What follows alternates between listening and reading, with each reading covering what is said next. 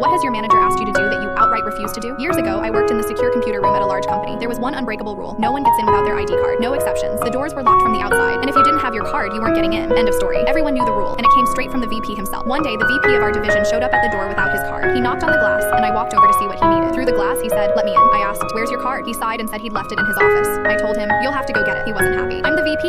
Just open the door," he barked. I calmly replied, "Then you should know the rule. No card, no entry." He glared at me and growled, "Let me in now, or you'll regret it." I shook my head and walked away. Fuming, he went to the pass-through window and demanded my manager let him in. My manager unlocked the door, and the VP stormed past me, glaring and muttering, "You're in big trouble." An hour later, my manager called me into his office. The VP wanted me suspended for insubordination, but I was ready. I pulled out a copy of the memo the VP had sent months earlier, clearly stating no card, no entry, no exceptions. I explained I followed his rule. If I had let him in, I'd be breaking it, and then he'd have grounds to punish me, but I didn't, so he doesn't. My manager tried not to laugh as he said, "You're excused." Nothing more came of it, but I heard through the grapevine that the VP wanted something on my file. My manager reportedly told him, "If you're going to make rules like that, you should be praising her for following